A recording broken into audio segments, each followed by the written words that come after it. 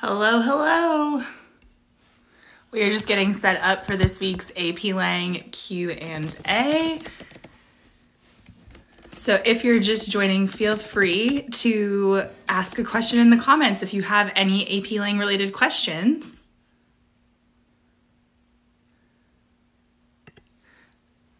So if you're new here, we do this, I say we, it's really me. We do this each week starting this year all the way through the upcoming exam. So if you are an AP Lang student who is looking for a little extra help, maybe you have questions about your essays or multiple choice, or you just want something explained a little differently, then go ahead and ask your questions in the chat. I'm trying to stream this both on TikTok and YouTube, so forgive me as I get things set up. There we go. I think it's all set. So yeah, welcome everybody. Feel free to ask questions if you have them about AP Lang, because I know we're a few months away from the test, which is a good thing because we have plenty of time to study if you're studying for AP Lang, but I know that a lot of students have questions too. So I figure while I'm waiting for questions in the chat, I can just answer some of the ones that I get most frequently. One of them lately has been about like, how can I study effectively? Like if you're struggling with essays and things like that.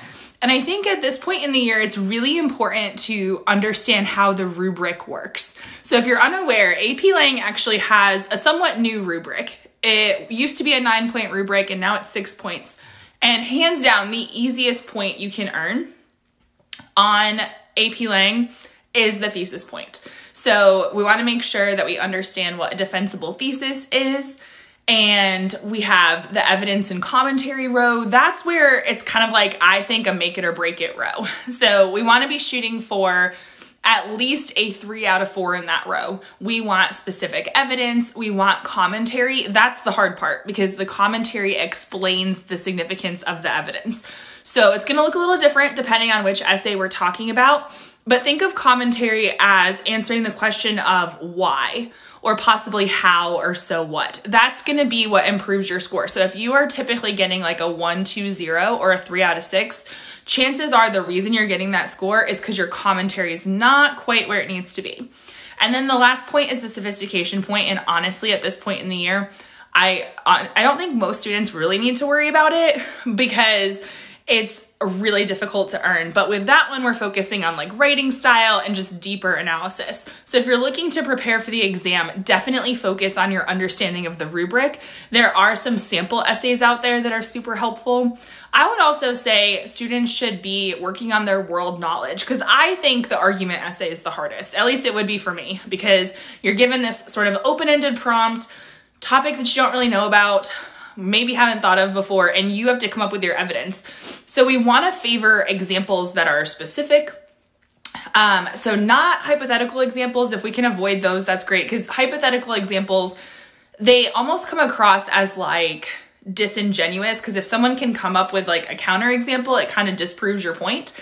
So we want to stay away from hypotheticals. You can write about personal experience. Historical evidence is always good. Current events is always good. So one of the things that I have my students do is they get their choice, but they choose like a podcast, a TED Talk. Some of them watch documentaries, basically something on the topic that interests them. And I want them to become like mini experts on that topic. So if you're trying to prepare for the AP Lang exam, that's what I would encourage you to start doing now is if you're taking the AP Lang exam in May, broaden your knowledge by staying up to date with current events. And you might be thinking like, wait, which ones? Choose what interests you. If there is some kind of drama or scandal or like news event going on that you're like, hey, I really want to actually know a little bit more about that, then dig into that, because you would be surprised how you can actually use those in other ways for the exam.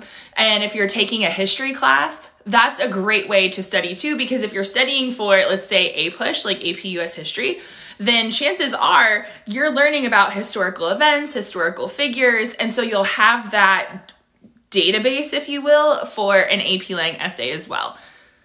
All right, welcome if you're just joining us. Go ahead and ask any questions that you have in the chat. I'm happy to answer any questions about AP Lang. So if you have any questions about like a certain essay type, if you're struggling with something in class, if you want multiple choice tips, let me know in the comments, because my goal is to go live on TikTok and YouTube each week and answer student questions. And so it's helpful to know what y'all are struggling with.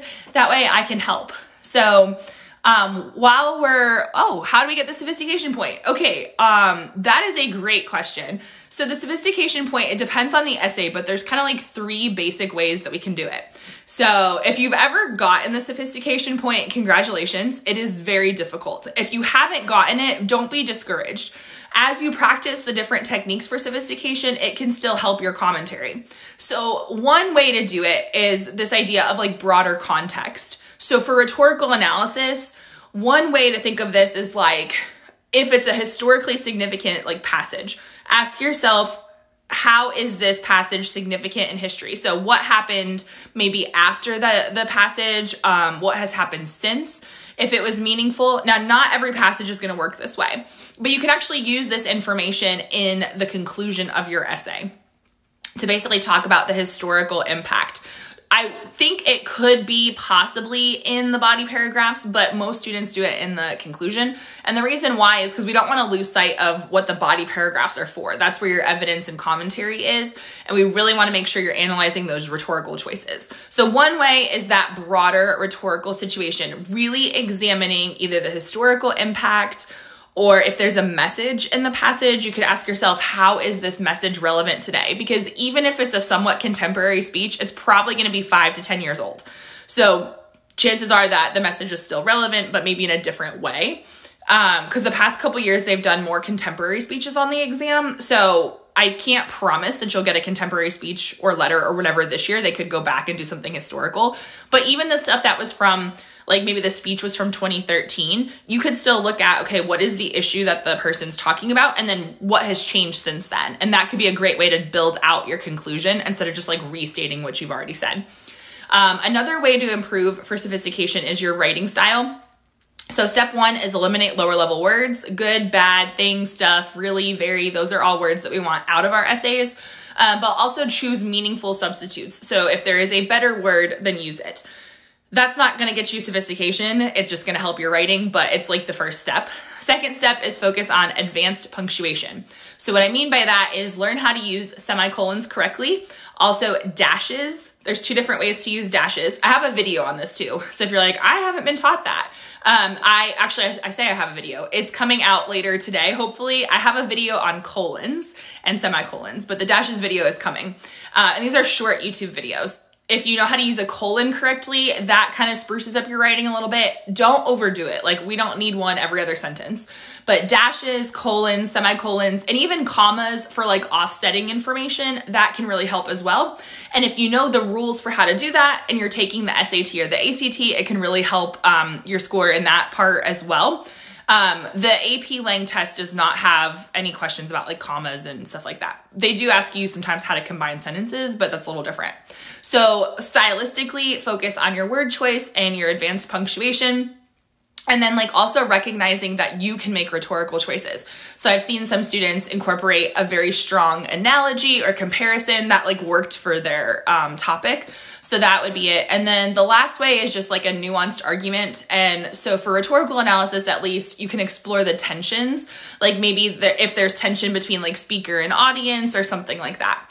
I do intend to do a more updated sophistication video too, because this is a really common question.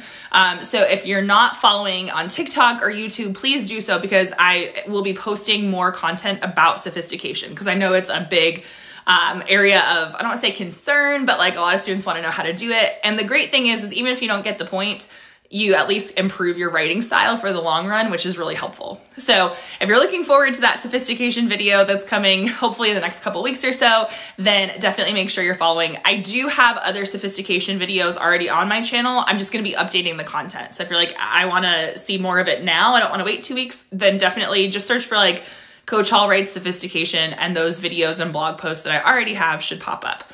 Thank you all for asking questions in the chat. Please keep them coming. I promise my answers won't always be so long-winded. Is Lang harder than Lit? In my opinion, no, Lit is harder for most students. The reason why is because Lang is more concrete. It's nonfiction. Lit is more like poetry, novels, short fiction. But I think the students who take Lang than Lit have a pretty smooth transition, at least in our school. I have had some students say that Lit is easier because they're the type of students that are avid readers and they prefer fiction. But I've also had a lot of students say that they like Lang better than Lit. So it really depends on your personal preferences, how your class is structured, that kind of thing. But I think Lit is more abstract. And therefore, if I had to say, I would say Lit is a little bit harder. But if you're taking Lang then Lit, I think it's a good transition. Some schools, it's rare, but some schools do Lit then Lang. That's also fine. In that case, hopefully Lang would be the easier one if you're taking it second. I'm really struggling with finding evidence for argument. What do you suggest? Great question. So the key is going to be specific evidence. I give my students an acronym chores. There's several acronyms. Some teachers do ReHugo or CHELPS or whatever, but current events, history, outside knowledge, reading, experience, and science. That's what chores stands for in my classroom. And so those are different categories that you can use. And you don't have to use all those categories in an essay. So please don't think you need like 6 different types of evidence. You can have evidence from the same category, different categories, but the idea is to really start thinking about topics that you know well, because these argument prompts are honestly pretty open-ended. So if you're taking a history class, really pay attention to the different historical figures that your teacher explains and goes in depth with, historical events, like different movements and different just events in general that have kind of impacted history, because you can use those. So there have been prompts in the past on the AP Lang exam about disobedience. There's a whole lot of disobedience, if you will, throughout history. So that one lends itself to historical evidence. The one last year was about timely decisions. You could probably make a lot of historical connections with that. So use your other classes to your advantage, especially history if you're in a history class. I would also say become a mini expert on certain current events and things like that, but write what you know well. Not all teachers are going to agree with this advice. I'm going to say that right now, but I've read essays where students have written about pop culture things, and it still made all 4 points on row B, the evidence and commentary row, because they supported their claims with evidence and commentary. So I had a student last year write about Disney. The student, it was a timed essay. She's like, I could not think of anything but, I think it was Tangled. And she's like, so one paragraph was about Tangled, and I don't know what other Disney movies she used. And she's like, I'm so sorry. And she was so upset. And I'm like, why are you mad? And she's like, well, it's just not a very academic example. And I'm like, yeah, but you had 40 minutes. And so we talked about the solution. I know the student well. I had that student's older sibling. So I was like, hey, this example of Tangled and your commentary was really good, but what about your older sibling and how they went away to college? Could we talk about moving out and moving on that way and the unknown that way? And the student was like, oh, okay, I get it. So it's okay to write about some of the pop culture stuff as long as you give specific evidence and you actually explain why it's meaningful. So I'm not saying everybody should write about Disney or anything, but if in the moment that's all you can think of, then make it the best paragraph you possibly can. I've read some essays about different athletes. There's certain prompts where I've read a lot about Simone Biles and others, the perfection prompt. So if you're looking to improve for argument, become an expert on a few different topics that are perhaps a little bit more universal, but specific evidence is the key. Assume that the reader does not know what or who you're talking about, and use your punctuation as a way to weave that information in. So quick example, most people know who Simone Biles is, but instead of just saying Simone Biles did this, say something like, well, now I'm blanking on how many Olympic medals she has. I think it's 9. They're not going to fact check you, so don't stress about that. But you could say two-time Olympian, or the greatest Olympic gymnast of all time, Simone Biles. And that way we at least have a little clarification of who she is. Or you could do Simone Biles, comma, 9-time Olympic medalist. I hope I'm not shortchanging her, hopefully. But you know what I mean? And then another comma, and then finish your sentence. Clarify who the person or the event is. Don't assume that the reader knows, but then really really explain why, like if I'm using Simone Biles as an example of either the benefits or the challenges of pursuing perfection, then I need to explain how she exhibits that and what we learn from it. And that's going to be your commentary. So that's what I would suggest for argument. I do have some videos on argument, but like admittedly not as many. I'm going to be doing more. Our essay is graded out of 9 or 6 points. It's 6. It used to be 9. So if you've seen 9, it's just an older prompt. The current rubric is 6 points. My school alternates the order every year, so I'll be doing lit first, then lang. Yeah, that's okay. I would still encourage you to take it, especially if you find that interesting. Oh, I'm on one of my students' For You pages. Hello, I will see you tomorrow during your class. So yeah, definitely don't hesitate to take lit just because you're having to take it first. But like just personal opinion, I think lit's a little harder. Oh, thank you to whoever said that nice compliment. How do you write a Lang essay in 40 minutes? Great question. Okay, so here's the thing. Oh, and I have some comments on YouTube. I promise I'm not ignoring y'all either. Here's the thing about timing. Okay, so let's acknowledge that it is not easy to write a 40-minute essay. Just get that out there right now. You have on the exam 2 hours and 15 minutes total. So on your paper, it's gonna say you have a reading period of 15 minutes. And I think a lot of people assume that's just for synthesis. And it is, but it isn't. If you have 15 to read and then 40 minutes for each essay, that means that like you have to read a rhetorical analysis passage and write about it in 40 minutes. That is crazy hard. So what most of my students do is they try to spend about 10 minutes reading the sources for synthesis. And during that time, they're annotating very carefully. Like, and I don't mean like a ton of annotations. I mean, I guess not carefully, selectively. Like if they see a source that does not fit their argument, they don't even look at it on exam day because you only need 3. So if you don't understand something, move on. If it's a synthesis source, and then maybe come back to it. You don't need to be taking a ton of annotations, but look for quotes that you might be able to pull, maybe jot down the main idea, but practice streamlining it because I don't think most students need to take 15 minutes. Now, if English is your second language, or if you tend to read a little bit more slowly, or you just like the 15 minutes, then that's totally fine. However, I tell my students aim for about 10 minutes for synthesis reading. The 15 minutes is going on. You can start writing your essay at that time. So they bank the extra 5 minutes and they put it towards rhetorical analysis. So you can start writing during the reading period. It used to be you used to not be able to do that, but they changed it. So on exam day, you have 2 hours and 15 minutes to do with what you please. So when it gets closer, come up with a strategy. I have a video about this on my YouTube channel about a game plan. And then in lives, especially the very end of April, we're going to be doing like how to come up with your game plan because I think we can tweak it for your students to basically use your time as well as you can. So that's one thing. Now, if you're talking about class time, like you only have 40 minutes to write an essay, here's what I have experienced. I do at least one exam, mock exam type thing a year with my students where it's a prompt that I'm not very familiar with. Admittedly, I know what it is in advance though. And I write during the whole class period with my students. And so I give myself 40 minutes. And last year we did this and it was actually kind of funny because my students always like to know when the halfway point is.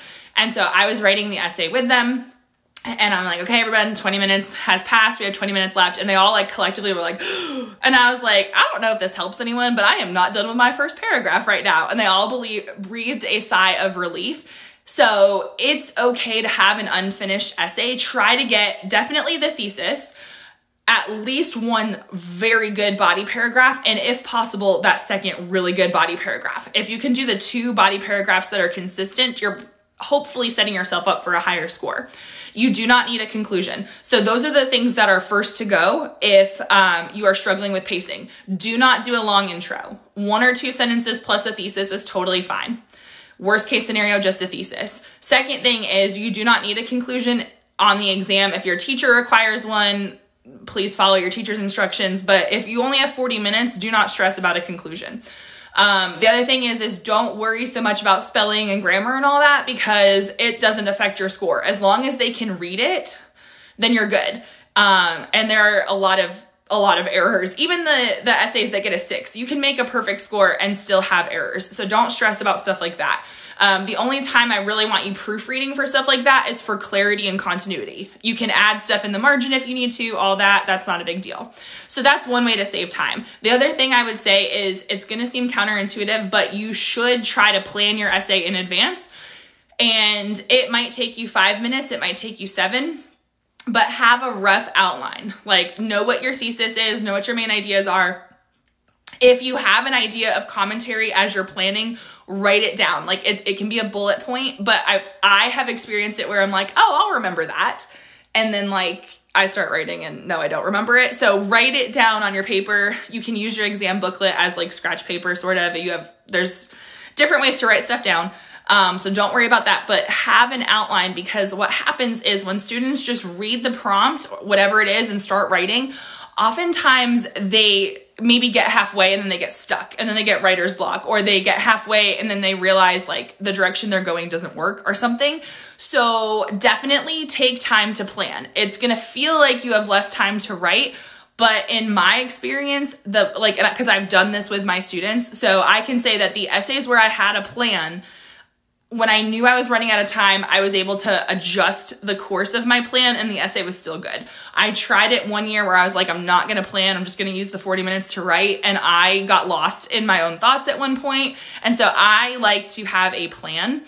It's bullet points though. I don't even write complete sentences. Sometimes I don't even write complete words because I'm trying to save time, but have a plan. That way you can adjust as needed. Okay, let me just shift my phone over for just a second and answer questions on, let's see, YouTube. So we have students of all abilities taking it. I find myself getting sidetracked by meaningful exam prep and I'm trying to rectify. Any advice? Okay, so here's the thing, and this goes for like teachers and students, is we have to realize what the objective is. And I know this is really stressful sometimes because I want my students to do well on the exam. Like, I have a very strong pass rate. I'm a competitive person, and I know that for my students, it means money in their pocket. Here's why. Many of my students who get at least a 3, that tests them out of College English 1 where we live. If they get a 4 or a 5, they could possibly test out of College English 1 and 2, depending on which college they go to. But it means that, because in my state, we're benefited by the fact that our AP test, the students don't pay for it. Our Department of Ed does. But even if you have to pay for your AP test, the testing fee is far smaller than like a college course. So I know that for my students, they've invested their time. I want them to score well. But I also know that if they make a 2, it is not the end of the world. It does not mean that they're not college ready at all. It just means that on that day, that was the best that they could do. So I try to balance like real world needs and AP. And I think one of the goals I have for my students is to become a stronger writer. So if you're a teacher, I would maybe focus on like what's going to help them for the exam, because what's going to help them for the exam is also going to help them as they are writing these college papers. You know, a synthesis essay is like a mini research paper. So students need to know how to embed evidence well. They need to know how to make claims, provide evidence, and have commentary. And sometimes it's not about writing a ton of essays. It's about practicing a thesis statement first. If you're self-studying for the exam, practice writing a thesis statement. Or if you're trying to do extra work outside of class, write a paragraph and really focus on what makes a good paragraph, as opposed to constantly having to write essays the whole time. I do have my students write essays, but I also focus on like thesis statements and paragraphs first, because then I can give them feedback easier. And they can make corrections before a real essay. So that would be something I would say is, if you're struggling with your exam prep, whether you're a teacher or a student, we've got lots of different abilities. I would focus on what is most important. So if you as a student are struggling with thesis statements, that's where you should put your attention right now.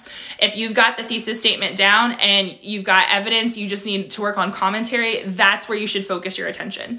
And I say this because that's how, when I was coaching soccer, that's what we would do, is like if penalty kicks were our weakness. Well, guess what we did at the end of practice? We worked on PKs. You know, like you have to kind of diagnose what's the issue and put your attention there. So that's kind of my advice on that, just for students and teachers. But if there are teachers out there who want like more feedback and you're like, hey, like I really want to chat with someone about what's going on, feel free to reach out to me. And I have like a separate thing for teachers where we have like conferences like this. So please reach out if you're a teacher. I'd be happy to give you further advice. But if you're a student watching this and you're like, I don't even know where to start, how to prepare, focus on the skills that you need. Because that's the beauty, I think, of AP Lang, is that the type of writing we do in this class is actually very similar to what most students need for college. So that's one of the reasons why I like the class. Okay, so hopefully that was helpful. Let's see. How do you find the implicit argument for rhetorical analysis? Okay, so that's a good question. And it sounds like maybe that's something y'all might be focusing on in class. So I want to make sure I'm understanding the question correctly, but please know that on the exam, you're going to be asked about the message, argument, or purpose of a passage. So whichever one they ask you about, you want to focus on that. So if your prompt says if your prompt says purpose, focus on purpose, message, focus on that, and argument. So purpose is going to be why they wrote it. All passages have a purpose. So no matter what your prompt is, you should be focusing on why. Why are they doing this? Is it to inform? Is it to persuade? And obviously we can get more specific with that. The message is going to be more of like a lesson usually, and then argument is trying to persuade. Usually we're arguing for or against something. So I would start by figuring out, okay, what is the topic? Like literally, what is the speech about? Is it about identity? Is it about, let's see, like a specific person, you know, that kind of thing. So what are we talking about? And then ask yourself, okay, what is the person saying about it? Like, what is their attitude toward the topic? Because that's going to also help you understand tone. So if the person is praising the topic or speaking positively about it, then it's going to have perhaps a laudatory tone, like a praising tone. And so we know that that's going to influence their argument. If they're speaking harshly about something and they're against it, then it's going to influence that. So step one is figure out what the topic of the passage is, and then figure out like the speaker's attitude, because that's going to help you with tone, and that's going to hopefully help you get closer to that implicit argument. But I would just say if that is a difficult concept, just really focus on answering the question. There's this like joke, if you will, that AP stands for answer the prompt. So if they ask you about rhetorical choices for this message, that's what your essay focuses on. How do I know if AP Lang will be right for me? I don't know if Lang or Lit would be better. Okay, so my first question would be, do you have the option like to take both? Usually one is offered to juniors and one is seniors. So I think Lang can be really beneficial, especially if you are not wanting to be an English major. If you are wanting to go into other fields, Lang can help you because it focuses on nonfiction. So it's going to help you understand how to do research. It's going to help you understand how to argue. If you are already in an honors class or a pre-AP class, definitely talk to your current teacher. Ask their opinion, because teachers generally kind of know the expectations for your school. But here's the thing, like, I think AP can benefit students regardless of what their exam score is. In fact, not every student takes the AP exam. So if you're just looking to challenge yourself and maybe get like more practice with the type of writing that you might need for college, I would say go for AP Lang. Also talk to people at your school, because like sometimes it helps if you know a student in the class to say, hey, what's it like? Then that could work. As a teacher, I try to use that to my advantage. Like I have some of my students like reach out to kids who are unsure and be like, okay, here's what her class is like, because my class isn't like everybody else's. So I think like I try in my school to like dispel this idea that AP Lang is hard. I know it can be for some people and in other schools, but like I try to make it as easy as it can be. How do you take a stance on argumentative if you are not given information about the topic? Okay, that's a really good question, because like unlike synthesis where you kind of have sources of both sides, for argument you have to like essentially choose your argument. So there are two approaches that I've seen students take. One is to come up with their thesis first, and then figure out what examples best prove that thesis. The other approach that I've seen students use is almost like a backwards approach, which is they brainstorm different examples and then they choose their thesis. And I have my students practice both ways because I feel like some students like one way and other students like the opposite way. But if you're really struggling, sometimes thinking of the examples first and then proving your thesis can help you decide. So let me explain what that means. Let's say it's the disobedience prompt. If you're not familiar with that, it's basically talking about the value of disobedience. Now, at first glance, we hear the word disobedience and it doesn't have a positive connotation. We're taught not to disobey. But there are times when disobedience can be valuable. So if you think about history, and these are going to be broad categories, you would want to narrow it down much more. But if we think of like the women's suffrage movement and civil rights and things like that, those are broad categories. We would want to be more specific. But you can look at those and you could say, okay, disobedience is valuable when it leads to social justice. That could be your thesis. You could also make it more complex than that. And then now you've got these different topics that you might talk about. So that approach has worked for a lot of my students if they're struggling with argument. The other thing is like, honestly, like no one is going to like look at your paper. Like the reader is not going to know who you are. In class, yes, your teacher knows, but no one's going to like track you down and be like, hey, you argued for this, you know, like, so just do what is best in the moment. Sometimes it helps to have the evidence, like generate evidence that helps your argument instead of thinking of a position first. So if you normally try to come up with your thesis first and then your examples, maybe the next time try it the opposite way and see if that helps. I'm afraid I don't have enough argument essay knowledge. Okay, so what you can do to help is, and this is what I encourage my students to do. Okay. Number one, if you're already in a history class right now, start paying extra close attention to your history class because historical evidence can be very helpful for a lot of prompts. We want to favor specific evidence that is real world and concrete, not hypotheticals and not generalizations. So pay attention when you're talking about famous historical figures, events, movements, things like that, because if you go in depth in your history class, that can help you with your argument essays as well. It can also help if by any chance the rhetorical analysis passage you get, or maybe a multiple choice passage, but especially rhetorical analysis, if it's somehow tied to history and you have outside knowledge, that can really help. In the 2020 exam, we were able to see the prompts and stuff and see our student responses. And one of the prompts that they used was one that I know our history teacher goes in depth about.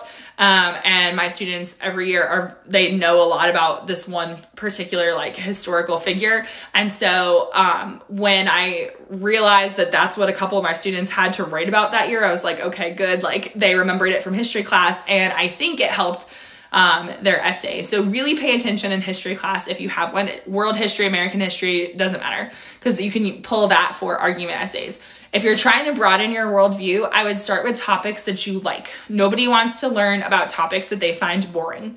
And there's no magical list of topics that you should know for the AP Lang test. So I would start with things that you find interesting.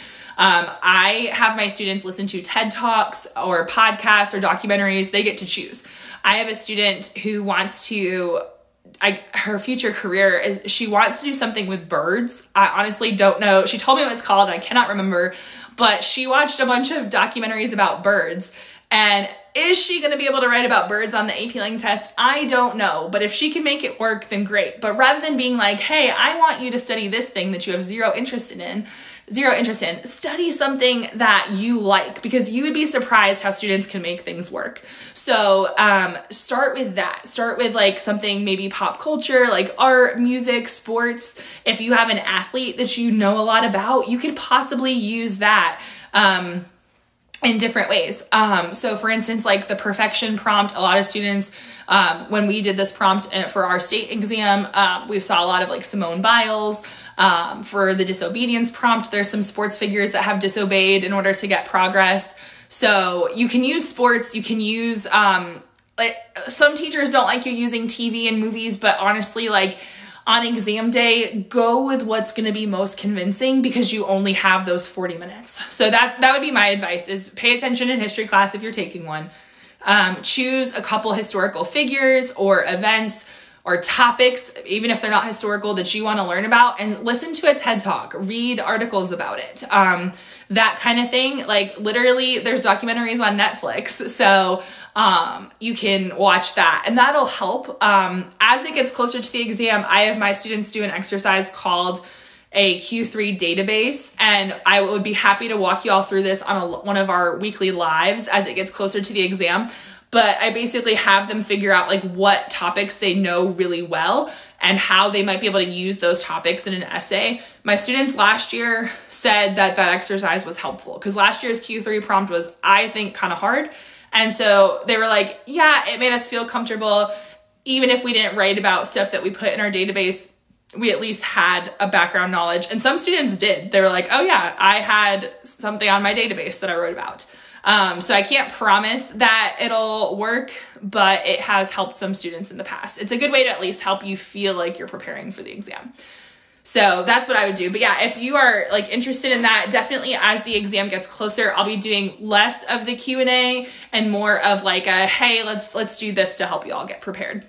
So please make sure you are following either on TikTok or YouTube or both. That way you don't miss this kind of content. On TikTok, in case you are like new to this, I do this each week. And if you leave comments on my videos, I try to respond either through typing it or a lot of video responses as well. So if you have like a quick AP Lang question, please reach out and I'll do my best to answer. I also have long content on YouTube. I try to keep the videos somewhat short, but some of my videos are longer. So if there's a certain topic that does not make sense to you or you want examples of, I have almost 4 years worth of content on YouTube, and I'm making new videos as the exam approaches. So please check that out as well. Is AP Lang multiple choice like the SAT reading section? Yes, to an extent. There are similarities and then there's differences. So let me tell you what you need to know. If you are familiar with either the SAT or the ACT, because for the purposes of this conversation, they're essentially the same. The first passage is usually a fiction passage, like literary narrative. That will not be on the AP Lang exam. So if you're trying to use SAT to study for AP Lang, then don't worry about literary narrative. Don't worry about fiction. Focus on the nonfiction passages. The other thing is on the SAT specifically, they give you a question and then sometimes the next question is like, what is the best evidence for this?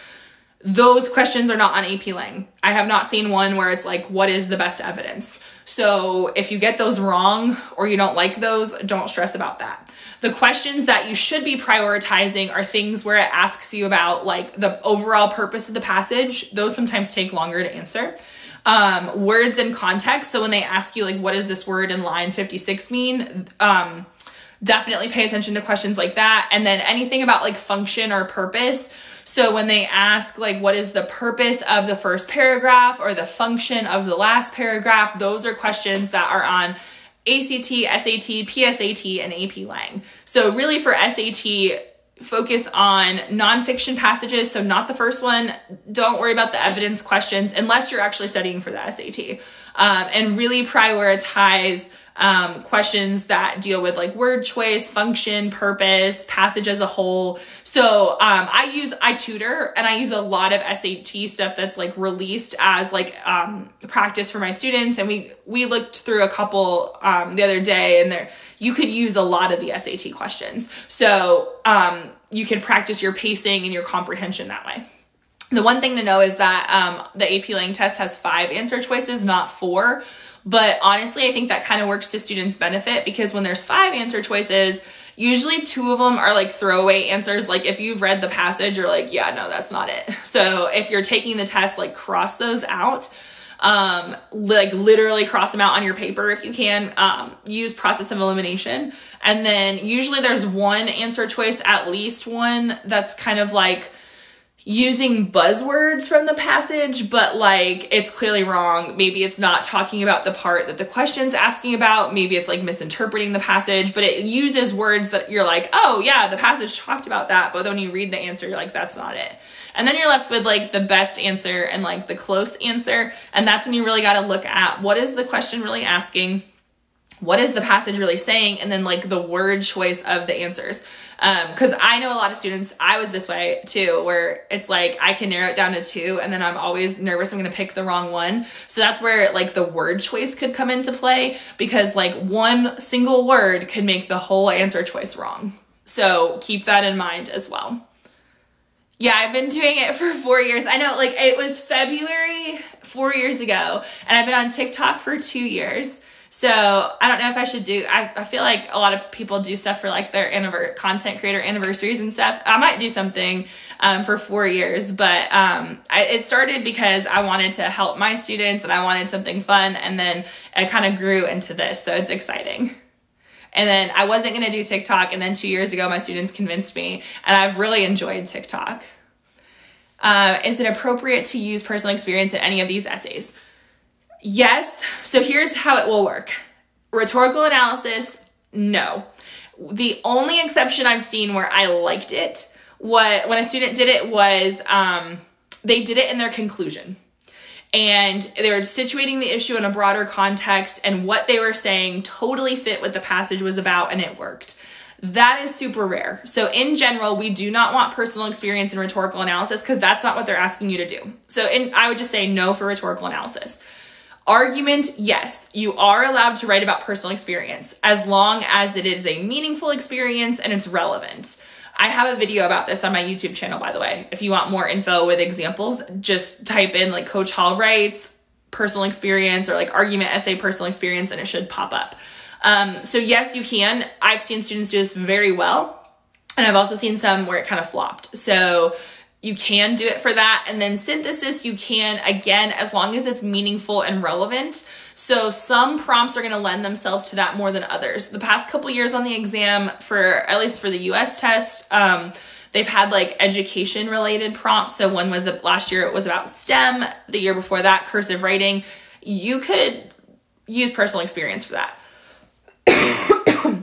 Now, excuse me. Now you yourself are not a source. It's going to be part of your evidence and commentary though. So yes, you can in synthesis if it's relevant. Not every topic is going to lend itself to personal experience though. So just kind of keep that in mind. Yes. Also, AP Bio Penguins. I had a student ask on one of my videos recently, like, okay, but how do we do this for AP Bio? And I tagged you in it. I hope you got it, because I was like, I cannot speak to this, but here is someone who can. If you're taking multiple AP classes, definitely follow other teachers who on TikTok or YouTube who are helpful for that. Because if you're like struggling in your class, y'all, like if you're here for AP Lang, I want to help you out. But there's other classes too and other teachers that can help. Sometimes it takes hearing someone else say what your teacher is saying to make more sense or something. So yes. Yes. Okay. And awesome. So yeah, there's some videos, for all the different stuff. I wish we had, I don't even know if YouTube existed when I was in high school. But I wish we had that, but it's a great way to study for sure. All right. So if anyone has any questions, feel free to ask. We've talked about a lot of different topics here. Also, if you're enjoying this kind of content, if you like getting your questions answered live, if you're on TikTok, feel free to tap your screen to give some more likes. And if you are on YouTube, feel free to like the live stream. That way it lets other people know that it's valuable. But yeah, how many months are we away from the exam right now? So we've got February, March, April. All right. And then May is crazy. Especially if you're taking multiple AP classes, like May is crazy. So we've got like 3 months. That is plenty of time to prepare if you feel like you're struggling. So please stay the course. Like there is plenty of time to get ready. At this point in the year, like a lot of times students want to know like, what should I be doing? If you are trying for like a 3 composite, we want to be answering about half of our multiple choice correctly and hopefully aiming for like a 4 out of 6 on the essays. I was talking to one of my tutoring students the other day, and she is self-studying for the exam, and she took like a practice test that she got from a book, and she said, I answered only 26 out of 45 questions correctly, and that's terrible. And I was like, hey, here's the thing about AP that maybe no one's told you. You are not expected to make 100 on these multiple choice questions. So if you are an AP Lang student and you're like, I usually make like 100 or an A on other things, and I'm not doing so hot with these multiple choice, please keep in mind that like 100 is not expected. So if right now at this point in the year, you're averaging like 55% or like maybe like a 23 out of 45 for the multiple choice, you are actually doing very well. And then like, of course, like the more, the better. Yeah, basically 100 days left until the exam. I need to make like a countdown, although that might maybe be a little stressful. I know some teachers do like, this is how many class periods are left. Like our APUSH teacher does that. But I don't know. For me, I feel like for us, we have the ACT in March, and like that's one of our big areas of focus. And then we have the AP test. And so right now we're kind of balancing both. If you are studying for like the SAT or the ACT coming up, just know that there is some overlap between AP Lang and the ACT or the SAT. So that hopefully that gives you comfort that even though you might be taking like different tests, you can like streamline it. Same thing for like we were talking about before, the argument essays. Like my students, as they're studying for like history or other classes, they're sort of inadvertently studying for their AP Lang argument essay too. Yes. So are there any other questions? So if you're new to this, I have been going live each week on YouTube and TikTok. The past couple weeks, it's been like over an hour, but I'm happy to answer any questions that students have. Does AP, and teachers too, does AP Classroom have multiple choice? It does. Okay, so if you're a student, here's the thing. Your teacher, I think, has to pretty much assign stuff for you. But here's what the options are on AP Classroom. There's the progress checks, which I like, but I have my students do them in class. Now, I will say teachers know that there are places where students can get the answers for those. And so I always tell my students, like, I just need to know where you're at. I can't, for the progress checks, we can't put those as a grade in the grade book other than a completion grade. So I just want my students to be very honest about what they're capable of. That way I know which skills I need to work on. Cause like if everybody is low in one skill, then I'm like, oh, okay, I need to go back and reteach that or like put that into future lessons. So the progress checks can be very helpful. I think at a certain point you get your score. It's, and like they're kind of color coded too, which is helpful. So there's like dark green, which is like, you know, the really high percentage. There's like a light green and then there's like dark yellow, light yellow, things like that. So the progress checks, there's one for each unit. So there's 9 total. If your teacher hasn't assigned those can be a great start. The only thing I don't like about the progress checks though, is that for some of them, it's only like a few questions for the passage and then it moves on. So it's not like the exam in that regard. Like proportionally, it's different. And my students said that's the annoying thing is like, they might have 21 questions, but like 4 passages and they don't like that. And I understand that. Teachers can also create tests on AP Classroom. Like I've done it before too, where I will either choose a certain skill that my students need and I will filter it for that type of question, or I might pull like a passage and have all the questions from that passage.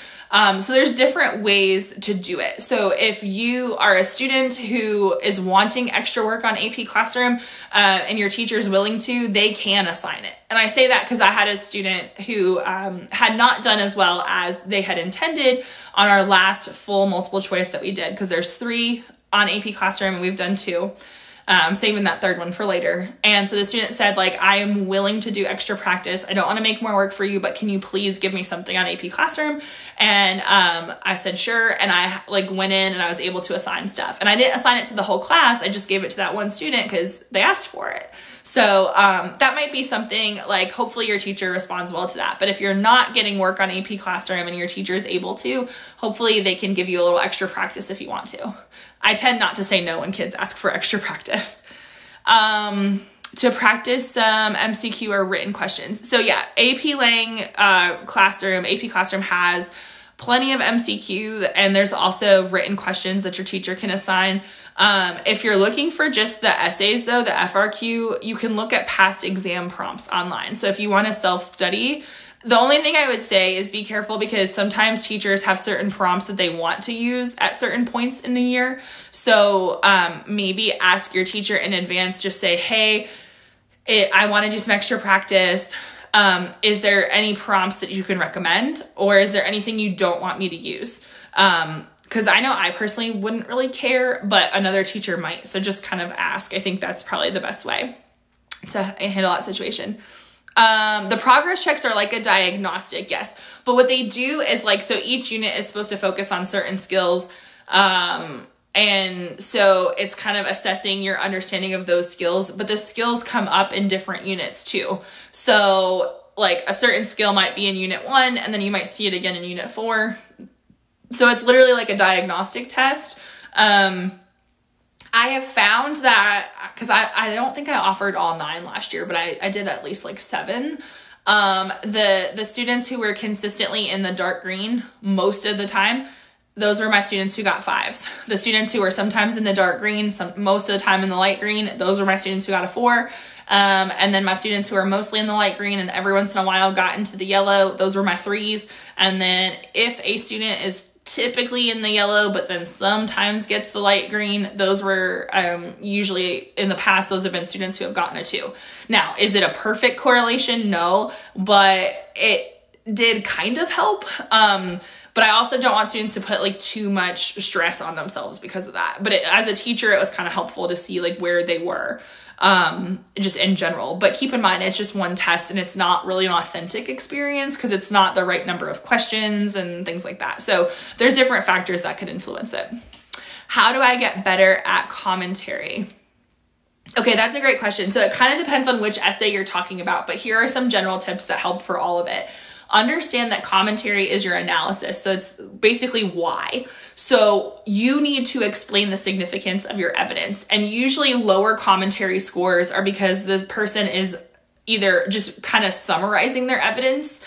So they're basically like saying what the quote said and not adding any new information. Or it's like limited, like it's just kind of like a very simplistic or vague explanation. So you want to make sure that you have more commentary than evidence. You really want to ask yourself, like, what is this example showing? And then, so the word shows indicates commentary as long as you're being specific. I tell my students to try to avoid the word shows. So words that might be better are like illustrates, highlights, demonstrates, conveys, portrays, emphasizes, underscores. Like those are all words you can use instead. Just kind of depends on your sentence. Also, the word because is super helpful. It seems really simple, but if you say because and then you keep going and you answer that, you're getting to the why. And so a quick fix for commentary is to use one of the words like shows if you don't already do that. And then add in the word because. Now, to get even further, for rhetorical analysis specifically, you really want to be connecting to the rhetorical situation. So you really want to be thinking about why is the speaker making this choice for this audience on this occasion? Because when the audience changes, then the speakers make different choices. So we really want to think about how is this speaker tailoring their argument or their message, whatever it is, to this specific audience. And that's going to allow for like deeper analysis as well. If you're looking for more information on this, for rhetorical analysis, definitely look into understanding the rhetorical situation. I have a video and it's titled something like my best tip for rhetorical analysis or something. What I was just explaining, I talk about in that video and I go much more in depth with it. So if you're interested, check out that video. And I do have a couple other videos about commentary. And then one of the things that I will be doing over the next few months is doing like kind of like mini workshops and stuff in different ways and more YouTube videos. And so we'll definitely be talking about commentary for that. Because I think sometimes commentary, as much as I can give tips and tricks, sometimes it's helpful to see examples of it. So for my own students, sometimes I'll show them like an example that was like close but not quite there, and we'll talk about like, okay, and it's not their work, but it's like a sample, and like we'll talk about, okay, this is where it fell short and here's what we can do to move it up and things like that. And sometimes that visual effect of it is very helpful. So I am working on some workshops and stuff for people. I don't have like dates yet, I don't have names of the workshops or anything, but I promise there will be more interactive content and YouTube videos for those that are interested. Can we make our claims before reading the synthesis essay sources? You can. Here's the thing. I was told when I first started teaching AP that students should like try to come up with an argument in advance and all that. And then I gave my students a prompt. I've never used the prompt since, but it was something about like space exploration. And I was like, okay, like let's come up with an argument. Like what are all these reasons for space exploration? And my students killed it. They came up with all these great reasons. We went to the sources and like literally none of it matched up. And I was like, what on earth? And so it was one of those, my students were kind of like, what do we do? And I was like, well, we're just going to use the sources now and we're going to try to do this. And so I understand why teachers say that. I understand why that's the advice. It's because if you have your own argument first, then in theory you have a voice and things like that, or you're more likely to. But it's also possible that you could be presented with a topic that you know nothing about, in which case you might not have an argument. So you need to go to the sources. So now I know some teachers might not do it this way or agree with this, but for exam purposes, I tell my students, like think about it. If you know the topic or if you have ideas, jot those down. But like, if you're running out of time, if you don't know the topic, or you just want to streamline your process, go to the sources, figure out what is the most convincing argument you can make with the sources. Now, some prompts, it is easy to sort of predict. Like my students, my 10th graders right now are doing the locavore prompt, which is one that I really like. I also teach in a rural area, so a lot of my students who normally hate English class are like super interested in this prompt for some reason. If you do not teach in a rural area, or if you have not thought of like local farming and stuff, this prompt might not resonate with you as much. But basically, I asked my students before they even looked at the sources, what are the pros and cons of eating locally grown food? And they came up with like general reasons, pros and cons. And the stuff they came up with so far matches the sources. So for some prompts, it works. And some prompts it doesn't. So I think it's okay to just go straight to the sources, especially on exam day. My teacher does not give us much practice other than reading a lot of novels. Okay, so your teacher might not agree with my opinion here, and that is totally okay. Reading novels, whether they're nonfiction texts or not, is not gonna be necessarily the most helpful for preparing for this test. Is it great for your world knowledge and your reading level and all that? Yes. Should students be reading? Absolutely. However, there are other things to focus on too. So I would say it is very important to take advantage of the opportunities you have to write. You can use what you're reading perhaps as evidence in question 3. So definitely keep these novels in mind. But I think it's also important for students to recognize that they have 3 essays to write.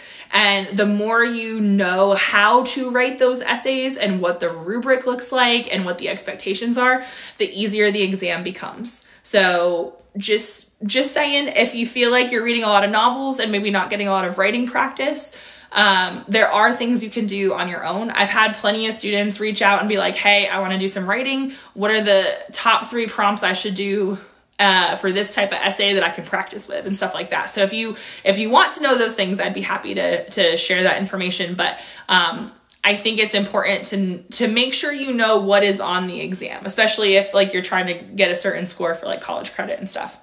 So I'm not dissing the reading, but I do think it's important to focus on the writing as well. All right, so awesome questions so far. If you are enjoying this and you find this kind of thing helpful, please tap your screen a couple times to give this live a couple more likes. I'm happy to stay on for a little bit longer to answer any questions that people have, because we've covered a lot today. And if you think of a question after this live is over, feel free to reach out on like YouTube or TikTok. TikTok's usually easier for me to respond to comments on, because I can respond with video too, and that helps more people. But also I do this each week. So It's 3 p.m. Eastern time. I'm on Central, so for me it's 2 p.m. But each week I intend to go live and answer student questions. And then, as I said earlier, as it gets closer to the exam, I'm going to be offering more like workshops and other opportunities to help students out, where it's more of like a lesson as opposed to just Q&A. And I'll be doing more YouTube videos too. So if I know one comment earlier was like, we definitely want more about sophistication, which I'm definitely working on. And I have some previous videos about that. But if there is something that you want an answer to or a video about, please reach out. And if it's something that I'm able to do, I absolutely will. So if you have a video suggestion or you want a certain TikTok about something, let me know. Yes, I go live on Sundays. I have been for the past, I think this is like week 4. So I started at the beginning of January. I go live on Sundays at 3 p.m. Eastern time, on YouTube and TikTok. And, it's just kind of like a Q&A, and I'll be going live each week until the exam at this time. And so then I'll also be, as it gets closer, I'll also be going live more frequently, like at different times throughout the week if there's interest, and doing like some like other types of sessions as well. I don't totally have those all planned out, but right now it's live every Sunday for sure. So if you interact with this live, if you like it, and that kind of thing, you're more likely to get it on your For You page next week. And if you follow, then it should tell you when I'm live each week. But I try to be really consistent. It's only been 4 weeks so far, but I try to show up at 3 p.m. Eastern for about an hour or so. Is synthesizing identifying the relationships between sources? Yes. Synthesis is when you basically take information from different sources, and we call it like a conversation of sources. So you're trying to use different sources to support your argument, which is why I typically recommend that students try to put 2 sources in a body paragraph instead of just 1, because it's creating a better conversation.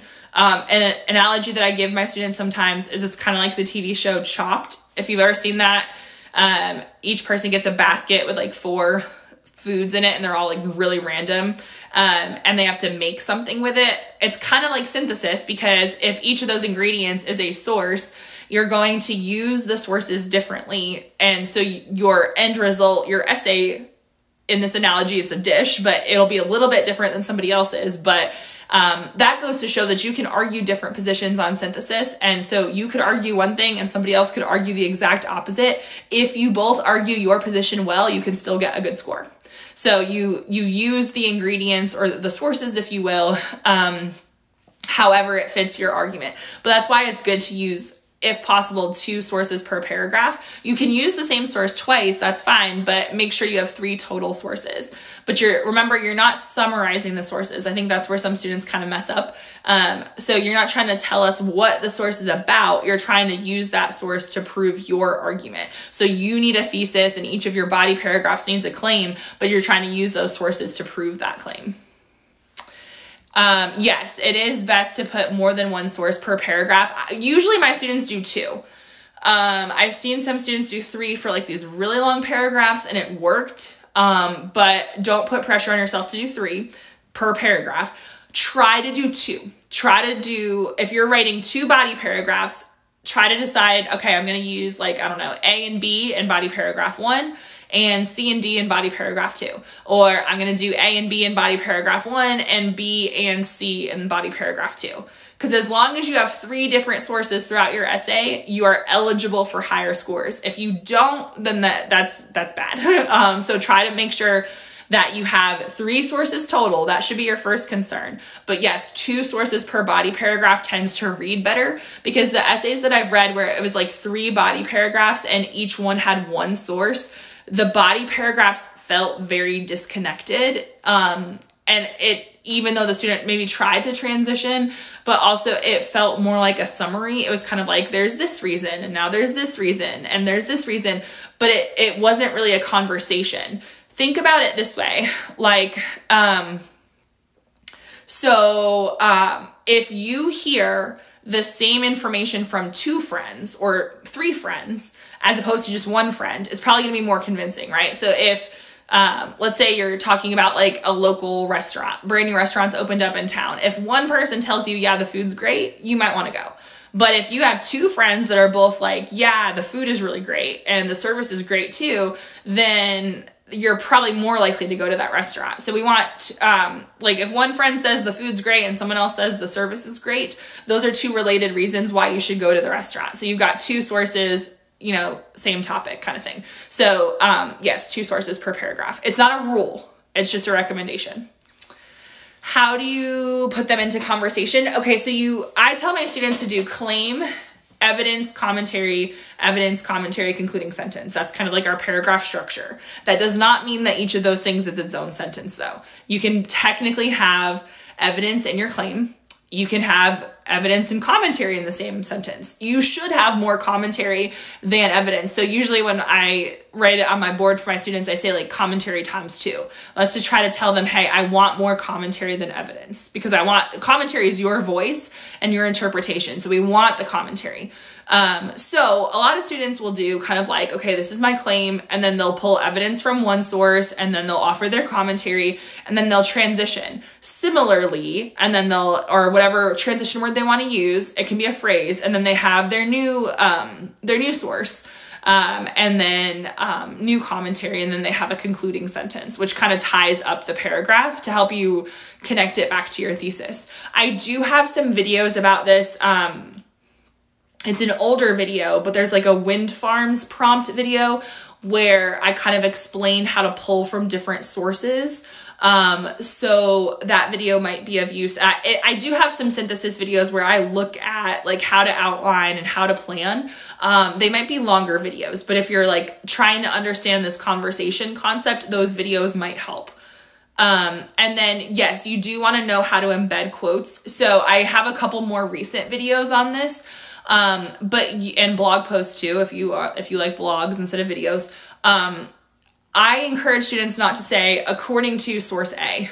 I encourage them to try to use the source's original info. So like according to this author, or according to, maybe they quoted somebody. So according to so-and-so, leading expert on this. If you need to lead into it that way, that's usually better, but you don't have to. There's ways to embed without that. And then you would put your parenthetical citation, which is when you put the source name in parentheses, you'd put that at the end of the sentence.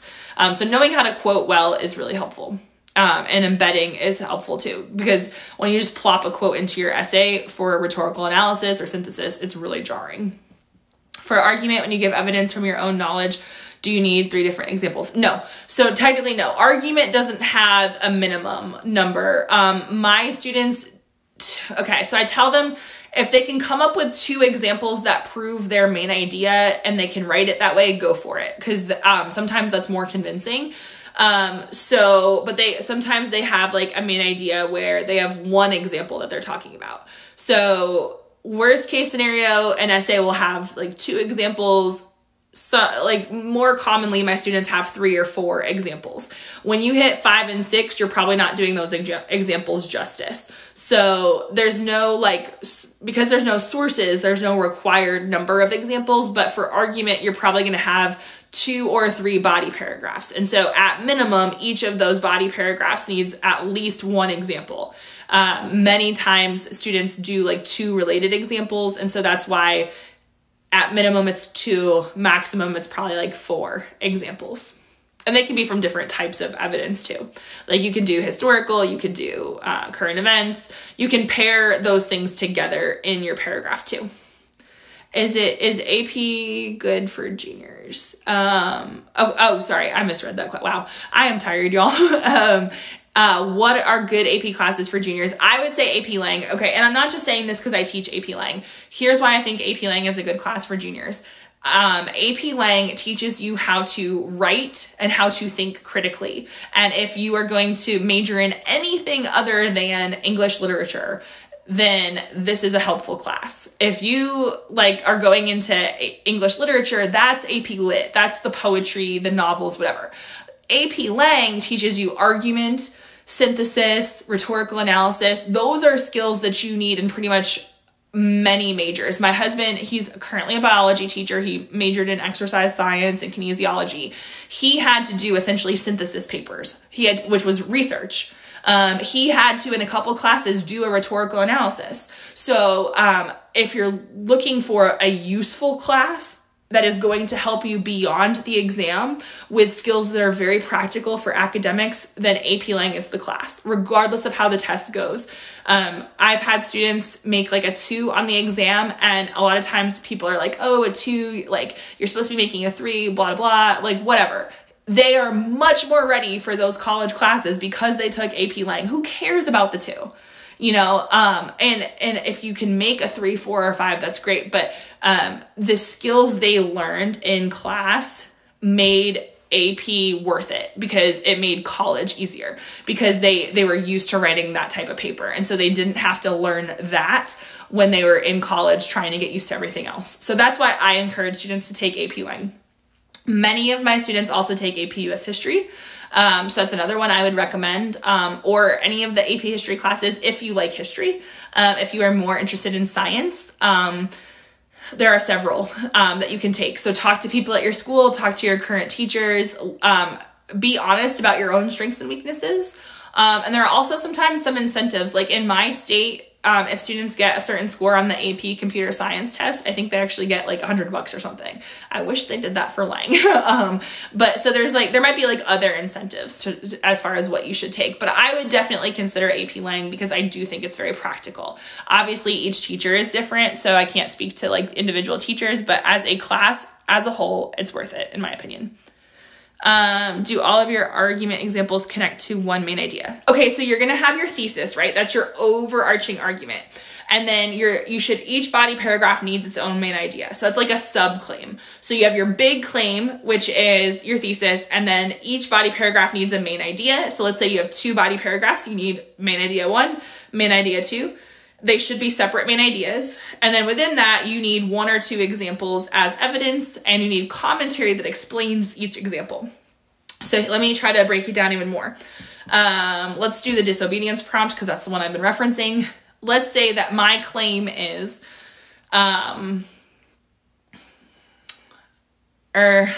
let's say my claim is like, disobedience is valuable when it leads to progress and justice. Okay.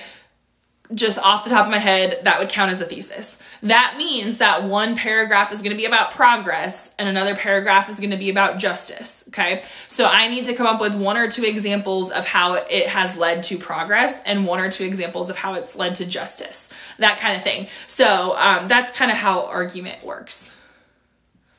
What do you recommend to really prep for the AP exam? Okay. So for AP Lang, like right now, what you should be doing, in my opinion, and this is kind of like a choose your own adventure, meaning like you don't have to do all of these things, but here are things you could be doing. If you are also studying for the ACT or SAT, that's great because some of those questions help with AP Lang. So 2 birds, 1 stone. Focus on SAT reading passages that are nonfiction or ACT that's nonfiction. So the literary narrative, and if you're studying for the SAT and ACT, then yeah, obviously do those. But if not, you can use SAT questions to help you. And then with the writing and language questions for the SAT, and then it's ACT English, you're not looking at the commas and verb choice stuff. You're looking at the questions that have a question stem. So it might say like, should the writer add this sentence? Or what's the most logical order for this paragraph? So if you're looking for extra multiple choice practice, use the SAT and ACT to help you. If you are looking to broaden your knowledge, start with 1 or 2 topics that you want to know more about. If you're not sure what it is, choose something that interests you, like a historical figure, historical event, historical movement. And watch a documentary, watch a TED Talk, listen to some podcasts. You can do it as you're getting ready for school, as you're driving in your car, as long as it's not a distraction, riding on the bus, just to build that world knowledge. If you have not done a lot of writing in your class, I would practice writing. I time my students, not all the time, but like every once in a while, I'll be like, hey, you've got 5 minutes to write an intro. Super quick intro, or 5 minutes to write a thesis, or 20 minutes to write a body paragraph. And you know, we do like 40-minute essays. And we spread this all out, but you can technically time yourself to do that kind of thing at home. And if it's an essay that has released samples online, compare your work to the samples. But at the very least, like some students, the biggest issue for them is pacing. So that's why timing yourself now to get used to it is really helpful. Because if you're if you're like somehow spending 60 minutes on an essay, it's going to be really hard to get it to 40 minutes on exam day unless you practice. And sometimes it's about like doing it more often to get that practice. So those are things I would do right now. Excuse me. The other thing is like pay attention in your other classes because that can help with your argument essay. So focus on SAT or ACT multiple choice if you're studying for those, because that can help with AP Lang multiple choice. Start broadening your knowledge, just choosing topics that you like. Watch a documentary, watch a TED Talk, listen to podcasts, read articles, that kind of thing.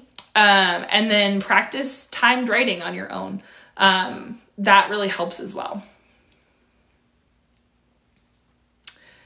All right, so if you found this helpful, then please like it on TikTok or YouTube if that's where you're watching from. I'm happy to stay on for a couple more minutes to answer questions. And also just as a reminder, I do go live each week as we're preparing for the AP Lang exam. So if you have a question, feel free to ask it next week as well, or reach out on YouTube or TikTok, and I can help with that.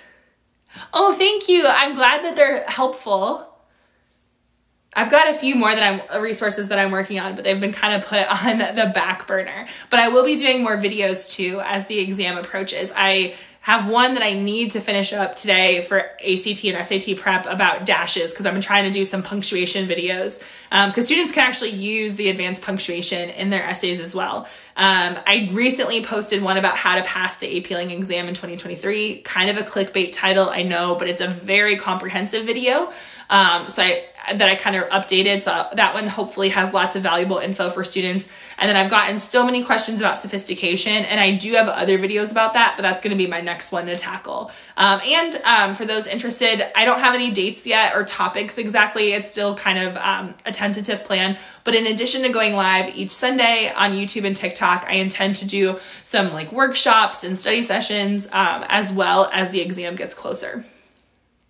So hopefully if you have like ideas or questions, hopefully I can get all those answered for students and teachers as well. All right, so let's see. Any other questions? Are there must-know rhetorical devices? Yes and no. So the one thing to remember is that you don't want to project onto the passage. And what I mean by that is like, if I give you a list of ones that are common, please do not assume that they are in every passage. Okay, I had a student do this once. For whatever reason, we had talked a lot about juxtaposition, which is contrast. And so I gave them a new passage and I said, hey, like take a few minutes to annotate, look for choices, whatever. So the student calls me over and he's like, hey, Coach Hall, I can't find the juxtaposition. Can you tell me where it is? And I was like, what do you mean? And he's like, well, we talked about juxtaposition in every other one. So where is it? And I was like, okay, so let me clarify. Not every passage is going to have juxtaposition just because we talked about it in class. So please don't go treating it like it's a scavenger hunt and looking for certain choices. However, here are the ones that I think are most common. And this is not in any particular order. With the exception of word choice, every passage has word choice and word choice creates tone. So if you are in a panic and you can't find anything, you don't know what to talk about the word choice and talk about the tone, talk about how it creates a certain appeal. Okay, so that's in everything. And like word choice falls under other choices. So I mentioned juxtaposition, which is contrast. If someone is contrasting two different things, then look at what they're contrasting and why they're contrasting it. And as you do that, you can also examine the word choice, because one of the ways to improve your rhetorical analysis score is to really look at their word choice in details. And so it could fall under another topic. So we've got word choice, but word choice is also in contrast. There's comparison. There's repetition. So like, inevitably, if you see certain words repeated, then we need to know why that word. So then you're analyzing the word choice. So comparison, contrast, repetition, detail. Some people call it imagery. I just call it detail because I think that fits rhetorical analysis better. So if you notice that they're using word choice to describe something and maybe to elicit a certain emotion, then you could talk about their detail. Examples, facts, and statistics, those all tend to create logical appeals. And so depending on the prompt, there might be facts or statistics or examples. Those are worth noting. An anecdote, so ANECDOTE, DOTE, not antidote, as sometimes students write it, which is like a medical thing. But an anecdote is a short story. It's usually either personal or sometimes witty. And so if a person is telling us a little story about, remember when, or that kind of thing, there's a reason they're telling that story. So an anecdote is one that's pretty common. It's less common, but definition, if the speaker is choosing to define a word, there's a reason. I do have a video on my channel though. It's old. Well, not that old, but it's a couple years old. And I made it like literally like the day or something before the exam that year. It was during COVID. I was very sleep deprived, so I'm sure there's typos in the video, and if so, I apologize. But it's something about like which choices do I really need to know for the exam, and I go into more detail with that one, and give some examples as well. That is one that I will probably update, but it's also my most popular video. So if you are curious about like knowing what these things are and how to write about them, that a good starting point for you would be that video. But yes, also know that rhetorical choices, it's what the writer's doing. So sometimes it's more broad. So like if they're creating a common enemy, let's say, and maybe they're doing that through contrast or through their word choice, you can have a more open-ended choice if you want to as well. If they're acknowledging something or justifying something, using these strong verbs or rhetorically accurate verbs is going to help your writing as well. All right, so hopefully that was helpful. But yeah, knowing certain devices can be helpful. Just don't assume that they're in every single one. And also, instead of using the noun form, try to use those strong verbs as well, because that's going to make your writing a lot better. So instead of saying like uses repetition, say repeats, and then like what they repeat. So like the writer repeats we in order to do this. That's going to read better than saying uses. Okay. All right. Any other questions? If you found this video helpful, or this live helpful, feel free to tap your screen a couple times. If you're on TikTok, to give it a like. If you're watching on YouTube, hit that thumbs up button as well. And I think I'm going to like shut it down for now, unless we have any more questions. Otherwise, I will be back next week, same time. So it starts at 3 p.m. Eastern, 2 p.m. Central Time if you're like me, on Central Time, and I try to stay on for an hour and a half to answer questions. Okay, I got a couple more. How do you write a body paragraph?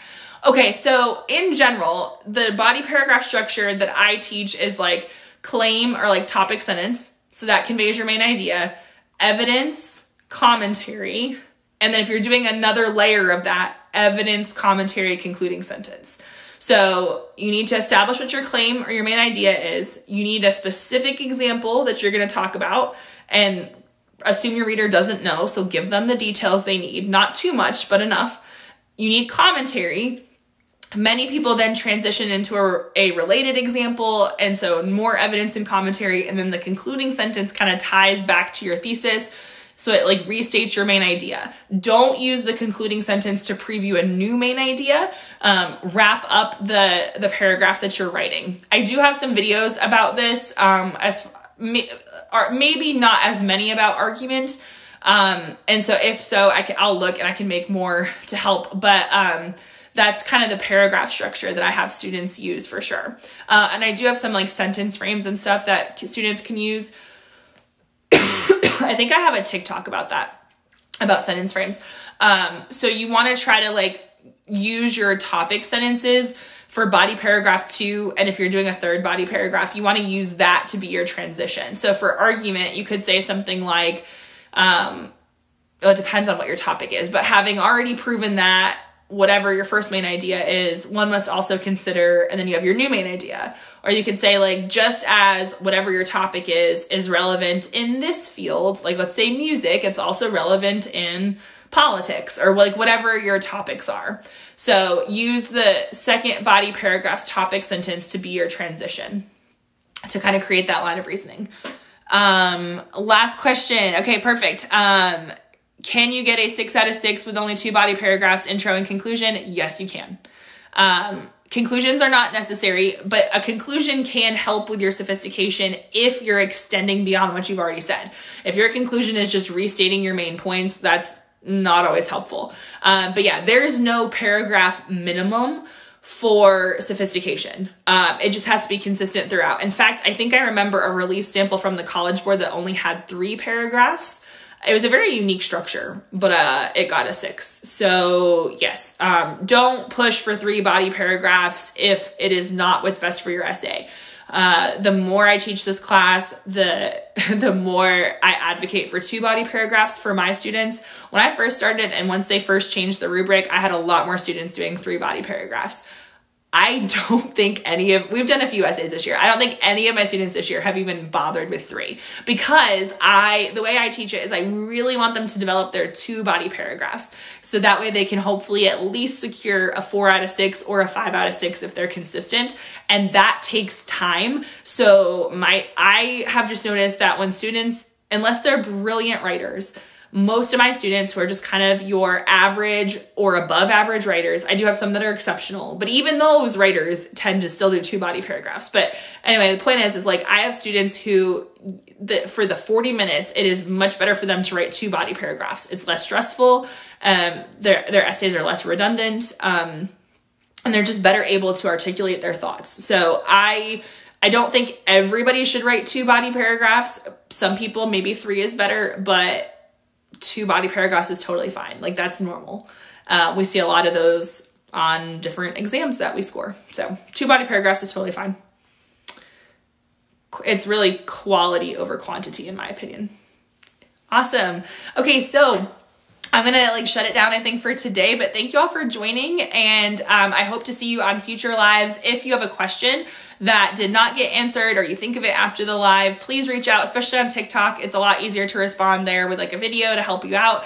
Make sure you're following on YouTube and TikTok, wherever you're watching from, because that will allow you to get notifications. And also you'll know when I'm going live for future things because I'm going to be doing more Q&As weekly, but also workshops and stuff that are to be planned, but I will do them so that way I can help you all out even more.